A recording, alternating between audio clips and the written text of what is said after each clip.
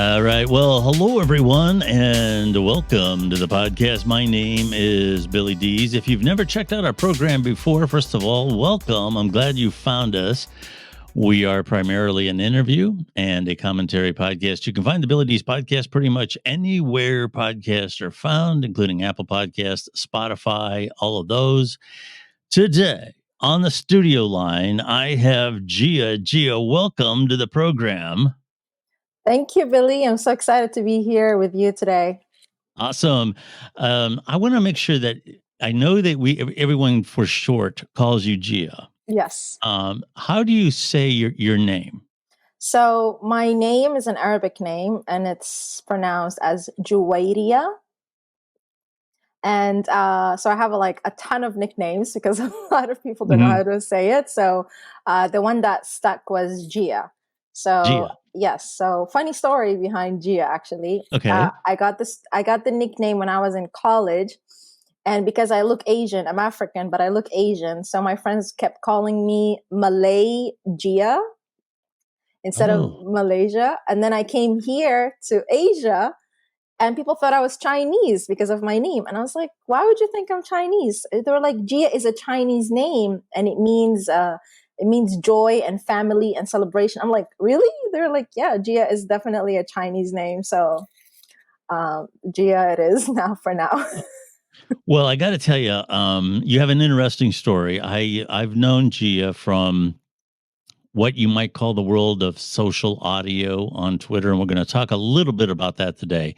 If you don't know what that is, just briefly, so you have a reference, social audio kind of has always been around. But during the pandemic, there was a number of platforms that really took off, Clubhouse being one of them. And basically, they're just social audio spaces, audio only usually.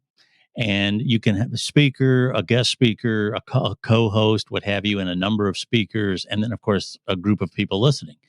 And the more popular types of spaces can get lots and lots of people to listen. And while this was emerging and while we were talking about how to do audio well and all these other things, is how I met Gia. Gia is a marketing professional and she's very skilled, very intelligent. I have to be on the top of my game when I talk to Gia because she's really smart and I don't want to look as dumb as I really am, right? So now you're not, really. Okay. Yeah, you're actually now you mentioned it, you're in Malaysia now. Yes. Okay. You have quite the history in terms of travels. Can you tell us a little bit about your journey? Okay. It's a long one, but I'm going to try to condense it. So, my parents are Sudanese. My mom is half Turkish and some Saudi. So they met and they got married and then they moved to the Middle East. And this is where I was born and raised, in the Middle East, switching between Saudi Arabia, Dubai, around the Middle East, but mostly Saudi Arabia. And when it was time for college, back in the day, in the early 2000s in Saudi Arabia, foreigners were actually not allowed to go to university in the Middle East. So we had to leave back.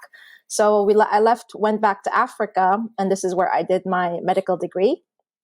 And then I finished, it was about 7 years.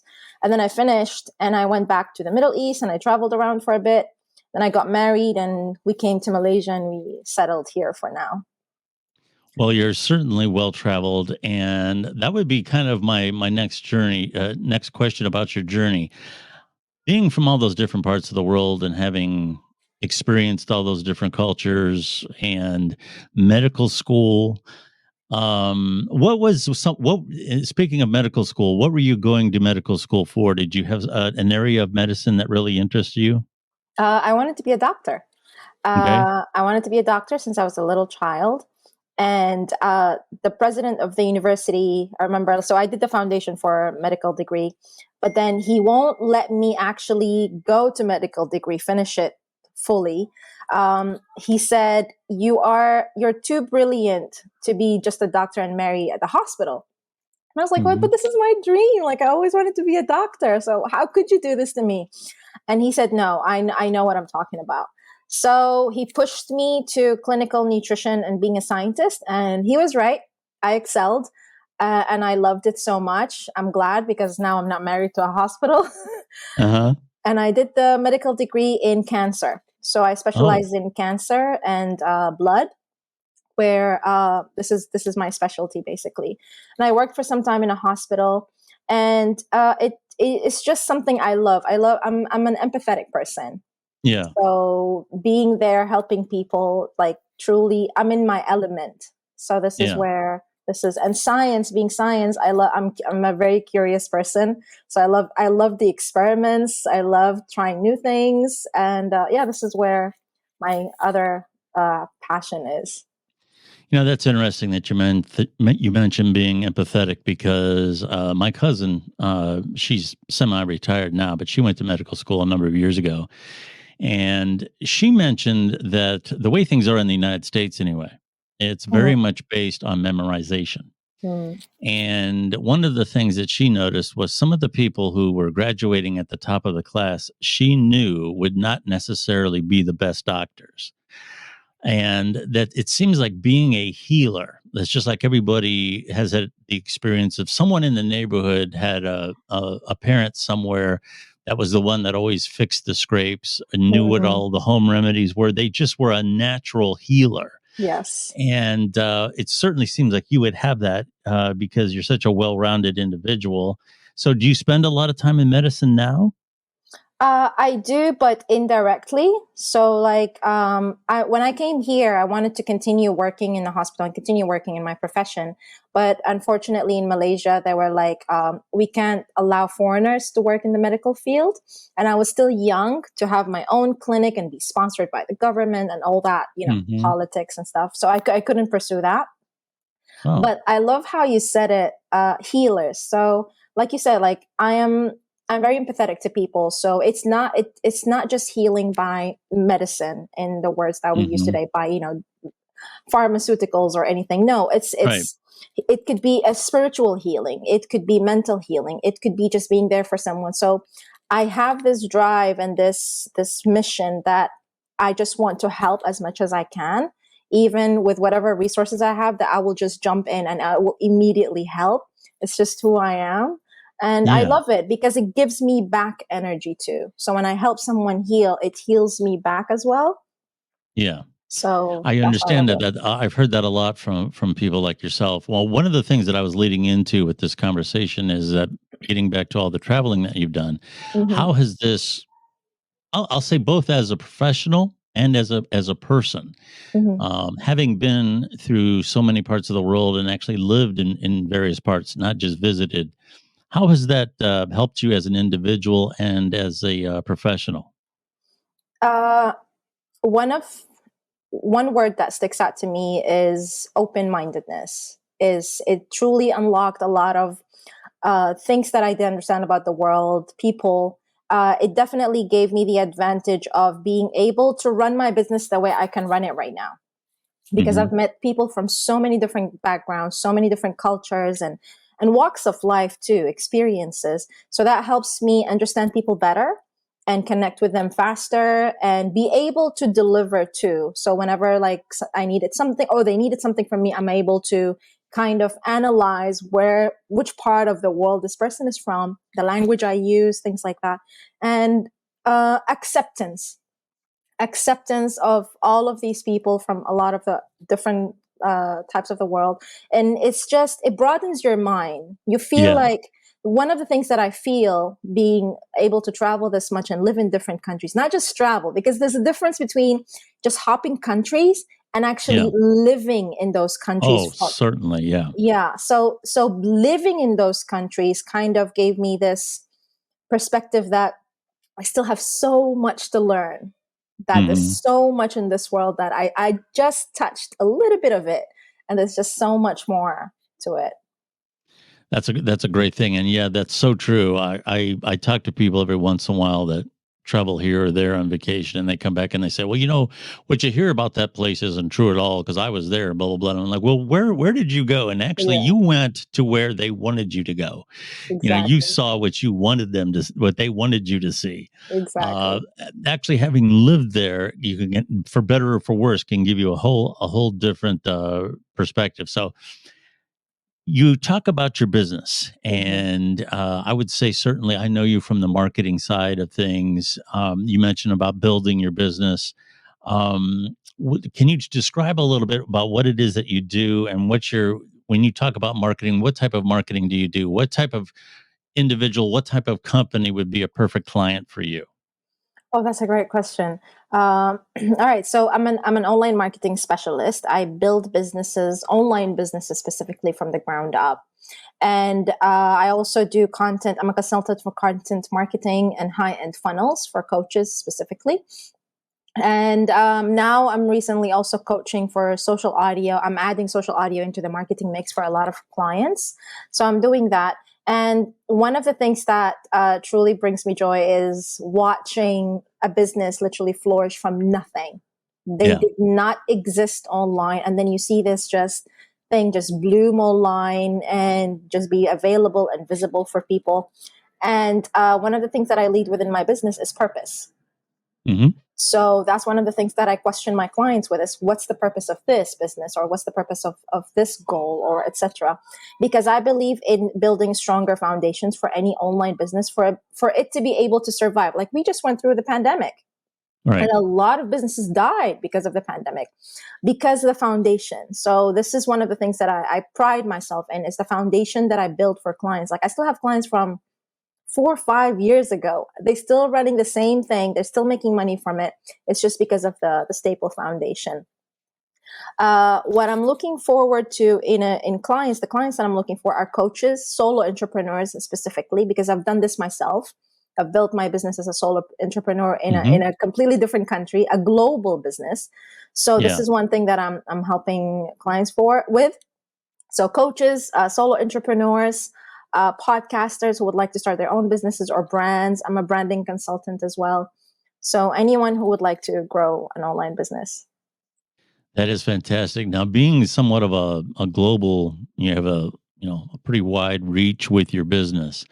With social media, does social media work differently in terms of what people respond to and so forth when you go from different regions of the world, those cultures and so on and so forth?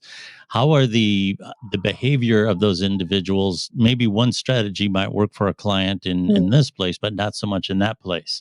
Does that get kind of complicated, or does it is there a lot of similarities? How would you describe that?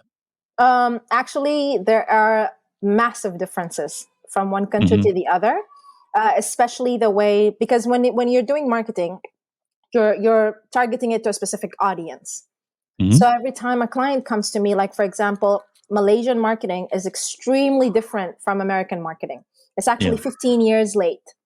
So when a client comes to me, when a Malaysian client comes to me, I have to get back to the strategies that were done 15 years ago Hmm. or 10 years ago or 5 years ago and kind of go back from there and try to establish it. In the Middle East, it's a completely different kind of marketing as well. It's the foundation of marketing, the steps of marketing are all the same. It's Hmm. just the execution. Yeah. It's where it's different because it's different cultures, different backgrounds. And having worked with so many different cultures and different countries, if anyone comes to me now, I reach this level where if anyone comes to me, it's like all I have to know is where they're from, what do they need, what's the product, service, or whatever they're trying to sell, and what are they trying to get out of it. And then boom, I can just immediately analyze it and do it. And the analytical part is from the medical and Sure. science part. Yeah. Having So, lived in so many places has to be so helpful with that. oh, definitely. Yeah, well, sure. That seems pretty obvious there. You mentioned a couple of things. Let's talk about now. Do you have a podcast? What's going on with that? Yes, I do. I have two actually. Okay. One is called Social Audio Decoded with Gia, and the other show is called Decoded with Gia. Okay. Uh, so the first one I started, podcasting was always my dream. I always wanted to do that. And to be able to do it and live through it is one of the most amazing and satisfying feelings I've felt the past couple of years. The Social Audio Decoded with Gia actually started because a lack of something that I was looking for. Okay. So Interesting. I heard of social audio. I've been to Clubhouse. I didn't enjoy the vibe in Clubhouse, and then Twitter Spaces came, and I loved it. And Yeah. I began to find my voice. I connected with people. But then I saw the potential of social audio in growing brands and individuals and connecting and messaging, and Hmm. etc. So I included it into my marketing mix for new clients or my existing clients. But then they kept asking me the same thing. Where do I include this in my marketing or my Hmm. sales, or how am I supposed to do that? Because everyone is turned off by that way of salesy clubhouse way. It's like, oh, they give you Hmm. like this much value, and then the rest of it is, oh, sign up to my newsletter or buy this or buy that to be like Sure. me. So they didn't want to do that. So I looked around and I looked around and I couldn't find anyone who was talking about this. And I was like, you know what?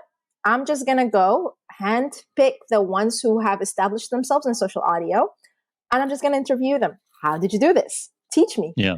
So this is literally how Social Audio Decoded with Gia kind of came to conception. And then from that, I realized like a lot of people now are adopting social audio, so it's not as needed as before. So then Decoded with Gia came. I love deep intellectual debates where we explore new topics. And a lot of the friends that I have that I used to do that with kind of left the country, or they're busy with their children and life and etc. So then I was like, you know what? I'm just going to take it to the internet. Let's just ask my people. Let's talk about this. So what I did is every week we would bring a topic. Like, for example, the threats of social media outweigh the benefits. This is one of the topics we discussed. And it's Hmm. just two parts of the debate. And I hear global perspectives. And it's just so amazing because every episode, similar people, same people, but different global perspectives. And every time something, I learn something every day Sure. from this show. So Yeah, that's one of the things I really enjoy. Like, well, for example, anytime I talk to you, I'm bound to learn something, and that really brings a lot of value, to your program when you, as a host, and the audience are learning things together. mm, Let me kind of go into this social audio thing here just a little bit more. yes. I can tell you that I really like the component of Twitter Spaces in that no matter what field you are in, what marketplace you are in, whether it be, let's say, my wheelhouse, I have a lot of authors. There's a lot of people who do marketing. There's a lot of people who do macro things. And I say macro like music. You can buy Mm, someone's music anywhere. If you have a local lawnmower business, probably not so much Twitter. But here again, when you have something like a book or anything like that that can be purchased and read anywhere, what I really like about Twitter is the trending aspect of it. It's probably more real time than anything else. When something's happening somewhere, it's on Twitter. So, with that being said, I always felt that Twitter Spaces was a good fit because those people were already there. mm, The one thing I would modify is that it seems that for whatever reason, users of Twitter haven't come to Twitter Spaces in large numbers. All mm, right.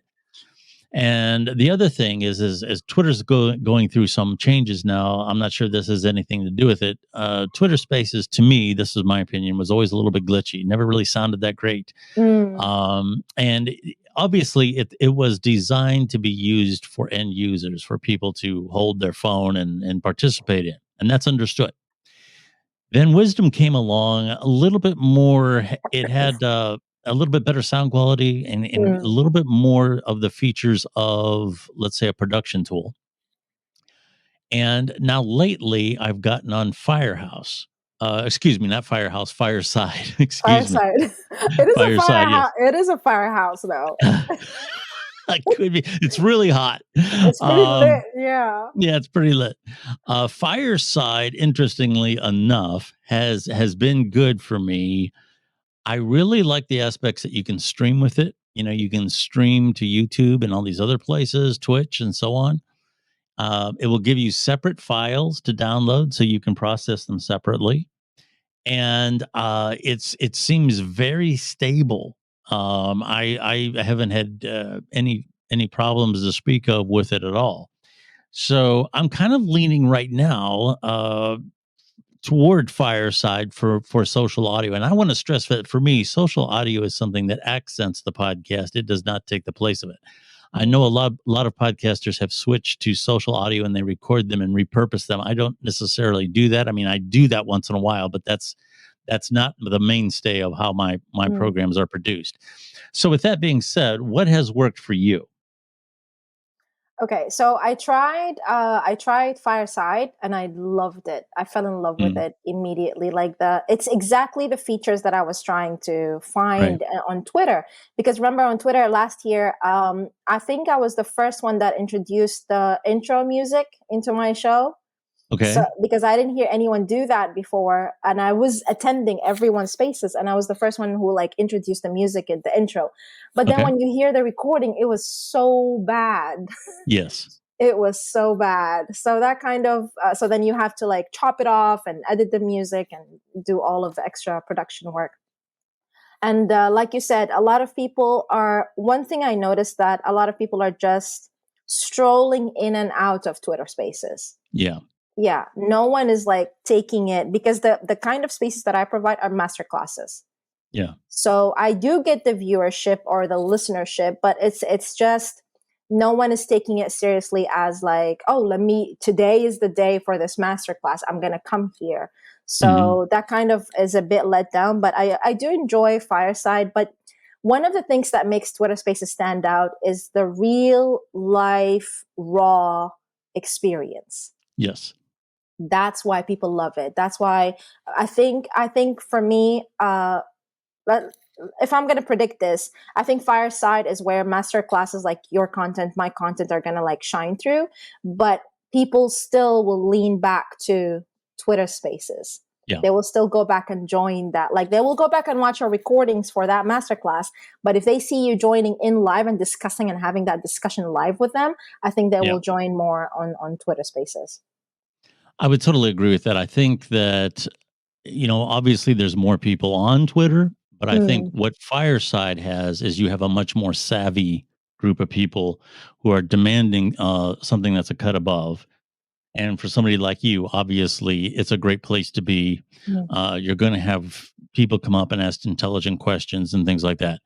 Not that in any way Twitter Spaces is less intelligent in some way, but it is more, like you said, it's much more fluid. You have people that are there for other reasons other than audio. They're there for the tweets, or they're there to follow sports events or whatever, and they run across Twitter Spaces, and it's both a good and bad thing because you mm. do have, like you said, a very vibrant group of people.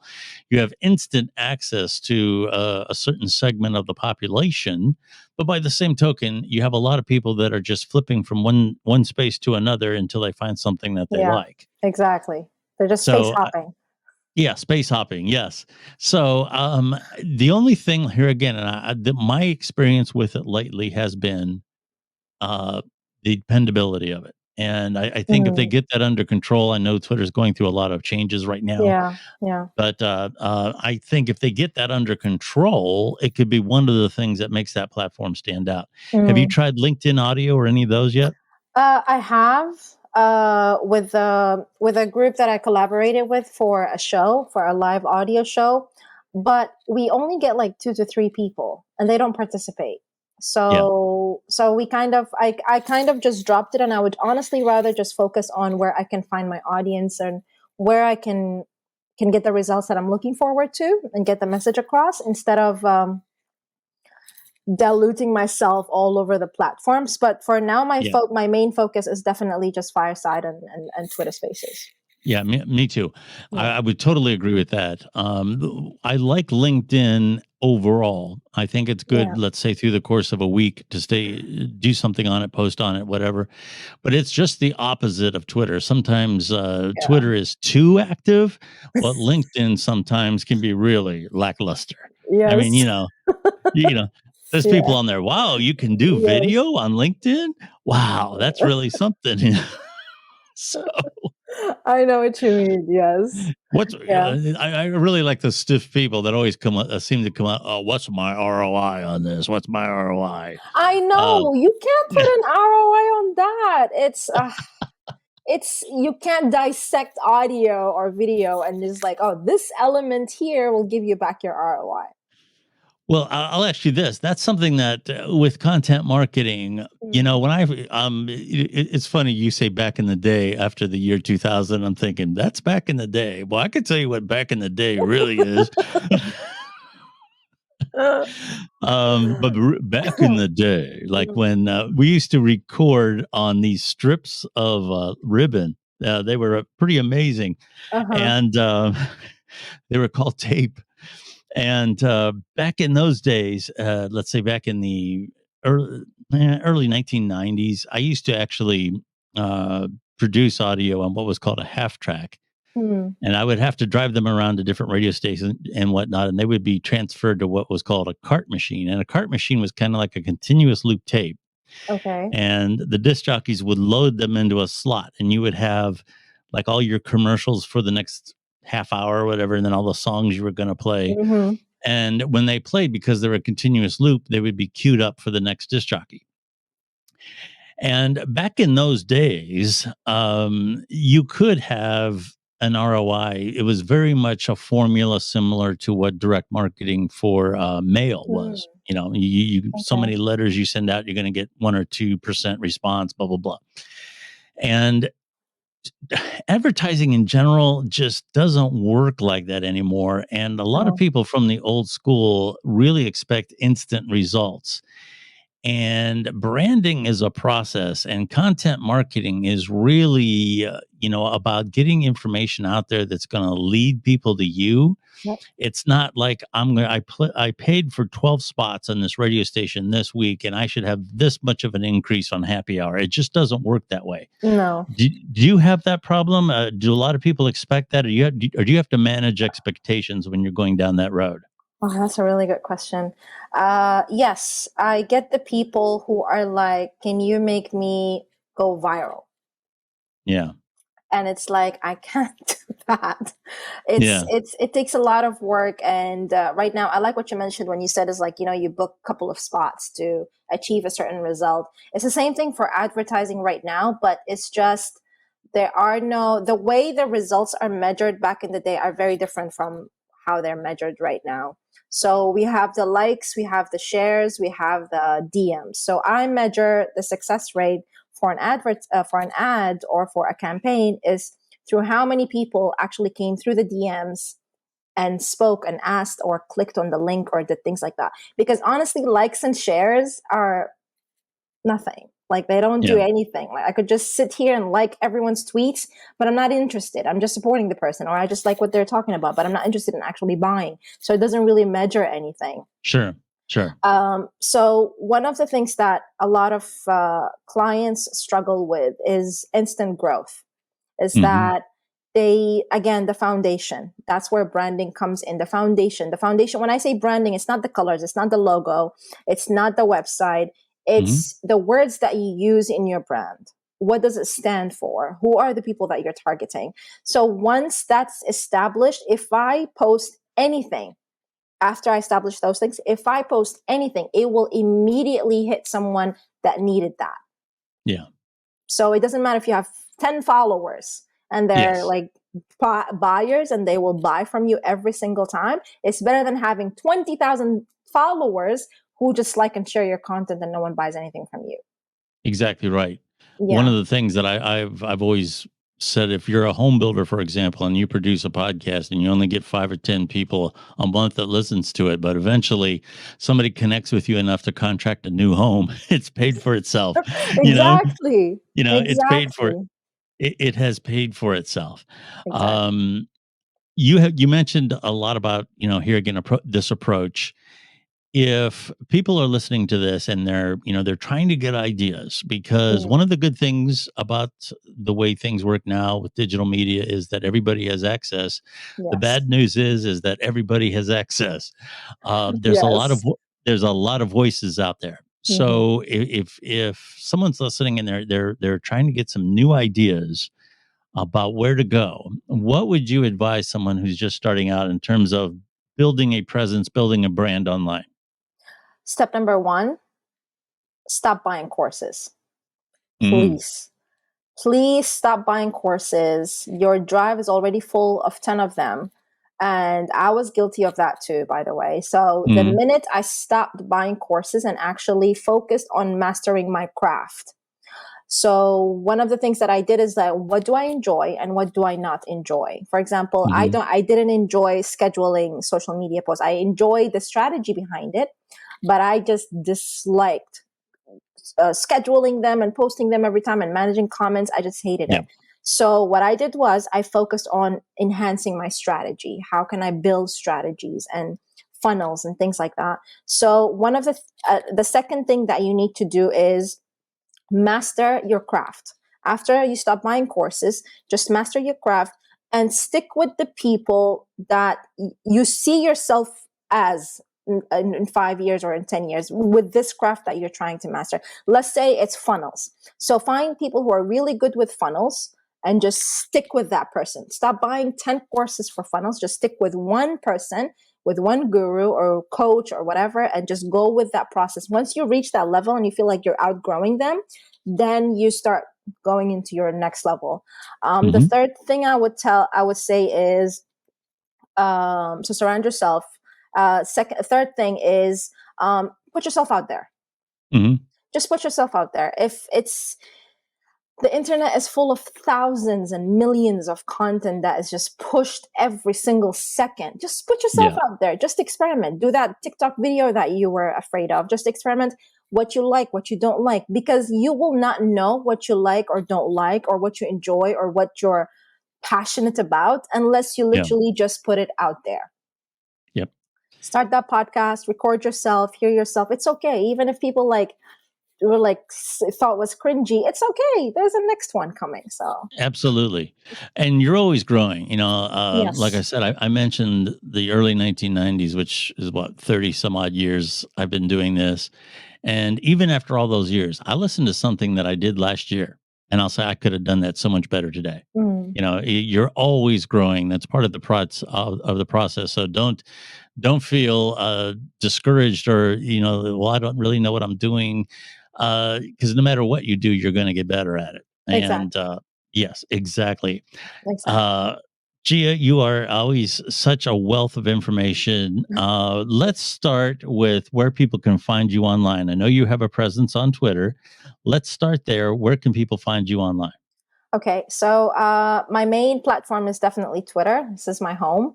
But I'm literally available in every single platform with this handle that I have here under my name, Juwayria Elhassan. So I'm trying to grow my Instagram again. It's Instagram's changed so much. So I'm trying to grow there again. And I'm on LinkedIn as well. And the podcast and more about me and social audio is at decodedwithgia.com. That is fantastic. Now, you do the spaces. Do you do them at any given time, or is there?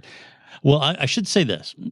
People should follow you on Twitter, not only because of the fact that you got a lot of things going on with the spaces, and you obviously tweet out information about your podcast and all that, but you got some big things going on. Oh, You yeah. know, we can't say yet, but there's some spokesmanships going on and some other Yes. things.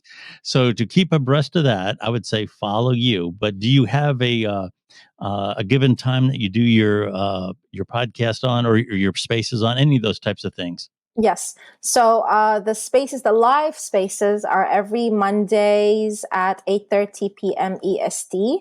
We're scheduling. I'm trying to find another slot for a second show because demand is higher, and I'm trying to fit in with everyone, and especially with the time zones. But the Yeah. podcast comes in. So as soon as we finish the episode, I will produce it and then launch it the next week. So if you miss the live, you'll get the recorded episode later on. Awesome. Gia, it's a pleasure talking to you. You're always welcome here. Reach out anytime. You're always such a wealth of information, and you're always so enthusiastic about marketing. Of course, that kind of Yeah. comes with the territory. You got to like it, right? Yes. Hmm. Yes. Awesome. All right. Well, here again, you can find Gia on Twitter, and it's at JIA_ELHASSAN.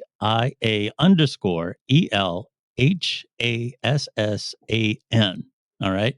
Mm. And make sure you follow her. She's got a lot going on. And if you want to learn more about marketing and get some ideas and just get enthusiastic about marketing, I would very much advise you checking out Gia. Thank you so much for coming on the podcast today. Thank you, Billy, for having me. I always love our conversations. Awesome. Great. You can follow me on Twitter and you can tweet me as long as you're nice at Billy D's. I'm at Billy D's on Twitter, and I'm pretty much Billy D's on everything. The only variation might be the Billy D's podcast, but it's Billy D's. I don't have different screen names, so you can find me on pretty much any platform. And kind of like Gia, Twitter is kind of like my social media home. And Hmm. I've been there a long time, and a lot of changes happening there. But I Yes. actually. Quick prediction before we go. Obviously, Uh-huh. Twitter's going through a lot of changes, new ownership, new this, new that. Do you think that's going to be a good thing? It's probably going to take about 6 months for us to really have a good picture of it. But Hmm. are you hopeful that that Twitter is going to survive and remain very relevant? Oh yes, definitely, 100%. Twitter is always going to be the king of social media because of the authenticity of it. Because like it's Yes. just raw. Because in other social media, like I'm spending more time on Instagram now trying to decode it. But it's just so many filters and so many things Yeah. happening. But Twitter, there's nothing like Twitter. So it takes a person psychologically to adopt a new change 3 months. Yes. So everyone will resist it, but I already see people accepting it, and it will definitely shine brighter. And you'll see more people coming to Twitter too. I definitely predict that. Yeah, I believe that too. And Elon, whether you like him or not, the changes had to come to that platform no Mm, matter what, because changes were in the wind. So something had to happen, new ownership or not, for it to continue. So I believe it's on the right track. yeah. Gia, thank you so much.